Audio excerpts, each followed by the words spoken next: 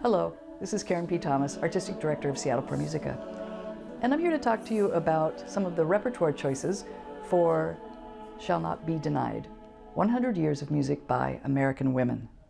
It's really curious that this concert has this title because we intended to perform it 2 years ago, which was the 100th anniversary of the 19th Amendment to the Constitution. But we were denied by COVID 2 years ago. So here we are back, and we shall not be denied this time around. We are doing this concert and very excited about it.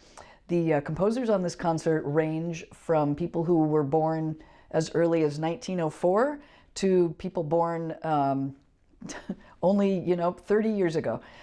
So we're spanning a very great distance in terms of composers even within 1 century. We have composers who were active in the 50s and 60s, composers who are still writing new things right now today. And I really think you're going to enjoy this concert. I'm going to start with just a few excerpts and introductions of some of the pieces on the program. So the first one I'd like to share with you is by Caroline Shaw. It's called Her Beacon Hand. Caroline Shaw is a Pulitzer Prize-winning composer. She won the prize in 2013, and at that time she was the youngest composer ever to win the Pulitzer Prize in music. She sings in Roomful of Teeth, if you know that ensemble that does all contemporary music. And this particular piece, the text is her kind of riff on the poem by Emma Lazarus that appears on the pedestal of the Statue of Liberty that says, give me your tired, your poor, yearning to breathe free. And so Caroline Shaw has rewritten the text a little bit, and I'll read that to you. It's very short. She says, "Her beacon hand beckons, give to me those yearning to breathe free. Tempest-tossed, they cannot see what lies beyond the olive tree, whose branch was lost amid the pleas for mercy. Give to me your tired fighters, fleeing, flying. I will be your refuge. We will be your refuge." This piece is set so beautifully, and you'll hear in it the choir sometimes making sounds that are evocative of breathing and kind of this yearning to breathe free. So please enjoy this excerpt by Caroline Shaw, Her Beacon Hand Beckons.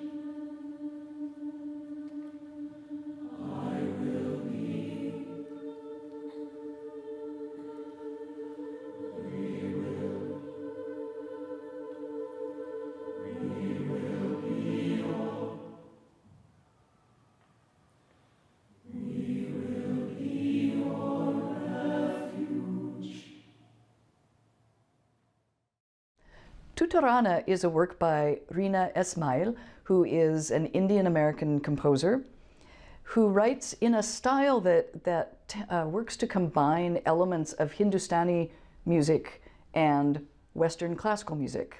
All of her pieces, whether for orchestra or soloist or choir have this same thing in common, and Tutta Rana is no exception.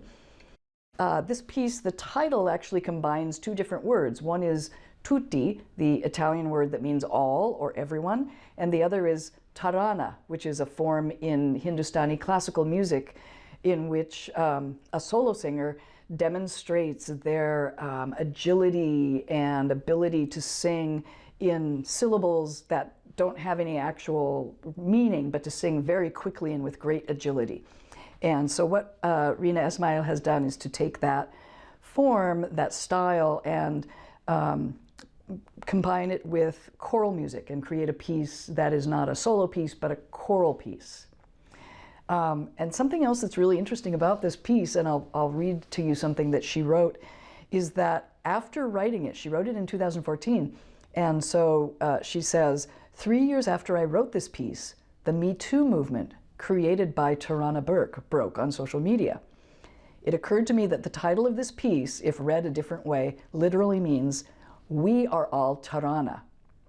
I couldn't believe the incredible coincidence that this work, a powerful 3-minute tidal wave of sound, written for an all-female ensemble from the oldest women's college in the country, bore this title.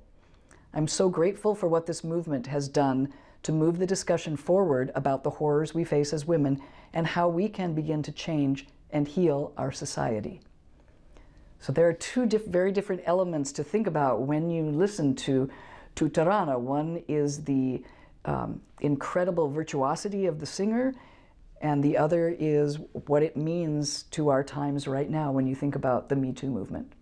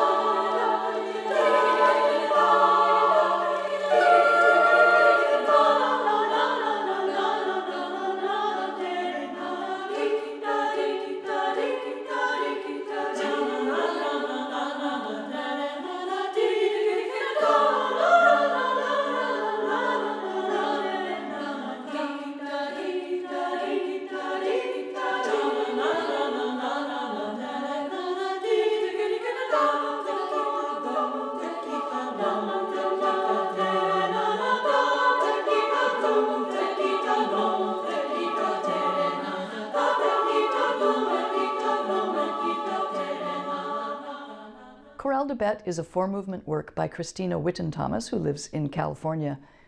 This piece is in French, and it's written on French poetry in which each movement reflects on the nature of a specific animal. So the 4 movements are the prayer of the lion, prayer of the lamb, prayer of the whale, prayer of the gazelle.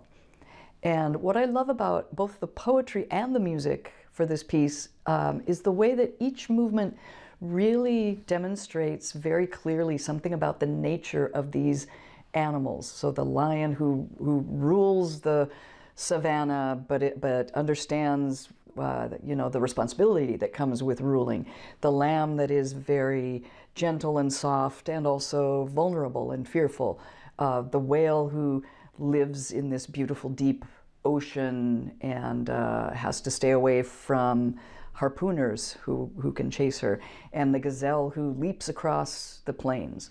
And the music so perfectly encapsulates each of these. So we'll share with you a couple of clips. One is from the 3rd movement, which is the prayer of the whale, and it opens with the choir doing these like undulating waves of sound that starts very, very low in the basses, and everybody's singing in this kind of low underwater sound world that's very quiet and evocative. So here's a little bit of the prayer of the whale.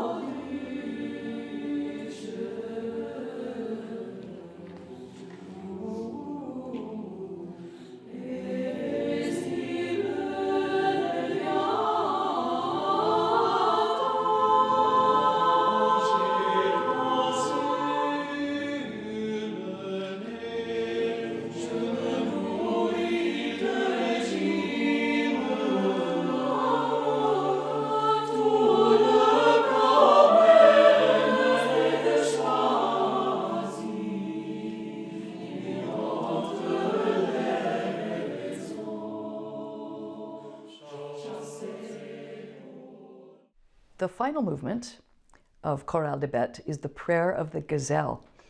And this movement really captures the agility and speed of a gazelle. And you can actually hear in the music this sound of the gazelle just like leaping across the plains and just popping up in the air. And then you hear many gazelles all coming in at once. And it's so much fun, very challenging to sing, but it just, we call it a bop and an earworm. And we, you know, once you start singing it, you can't get it out of your head in the best possible way. Please enjoy Prayer of the Gazelle.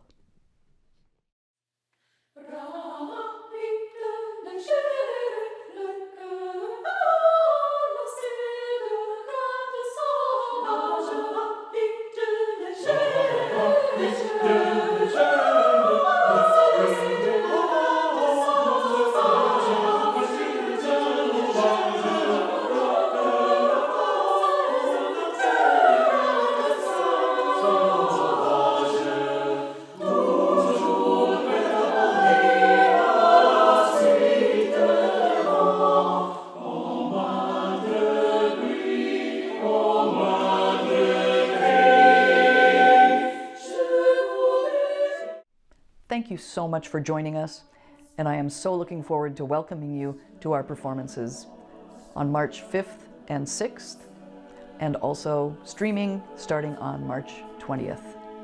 For more information, please visit our website, seattlepromusica.org.